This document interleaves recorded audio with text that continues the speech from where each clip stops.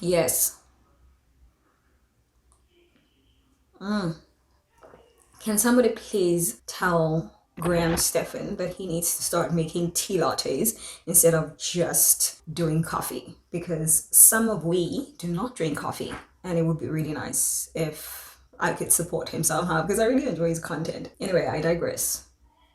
Let's get back into this. So, how is your 365 days or year broken up? If you could break up 365 days or 52 weeks or 12 months of your life for 2022, how do you see that looking? Like if you had to create a pie chart for yourself. Because for me, I think that at least the first part of my year was mostly rest. I actually leaned into it a little more because I knew that the second half of my year was not going to be very restful. There were a lot of things that were going to be very demanding of my time and my energy. So when I had the opportunity to actually rest a bit more during the first part of my year, which I actually like leaned into it, I did not overexert myself unnecessarily so that I could like pump myself up so that when the time comes, I wouldn't mind spending more time working. I appreciated that quiet time. I appreciated the time that I had to focus more on planning, to focus more on structuring how the second part of my year was going to be and actually like allocating proper time and resources to all of the projects that I had planned for the second year. But for the first part of my year, I think that I rested a little more. I did a lot more planning and I actually focused more on writing and conceptualizing ideas and that kind of vibe. So like I had a good period of doing that to the point where I felt very satisfied with all of the content that I came up with. So I was very happy with myself with being able to create whatever content I wanted on paper, or rather conceptualizing the content that I wanted and also having enough rest. So now the second part of my year is a lot more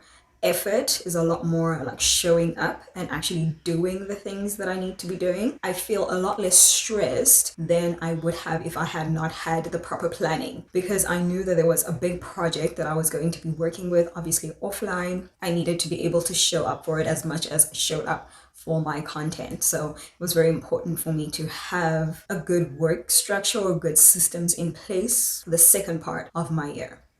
And I'm glad that I did it that way. So now the second part of my year is a lot more work, putting in the hours, having to wake up early instead of working late. For the first part of my year, I could work whenever. I was incredibly flexible. But as much as I am flexible right now, my schedule has become a lot more rigid. Like, yes, I can tweak things and I can move things around, but I would rather stick to the schedule because I know that it's going to produce all of the stuff that I actually want to accomplish. So that I also have enough time to rest and recover and that kind of thing. And that's very important for me because I don't like putting myself under unnecessary pressure. When I know that I have to deliver something at a specific time, I like taking the correct steps into making sure that I don't rush things in the end. So if I know beforehand how much time I have for a project, I'll try and take it one day at a time as much as possible. Obviously, you will have like those days where you feel like, oh my gosh, you know what? I'm too tired today, or I just kind of like want to focus on something else today. I will be able to revisit this thing again tomorrow, and that's fine. Like I want that to be fine for me. I don't want it to be like, oh my goodness, I cannot do this, you know? So that's the flexibility part of the rest of my year. But how is your year kind of like broken down? Are you just doing the same standard thing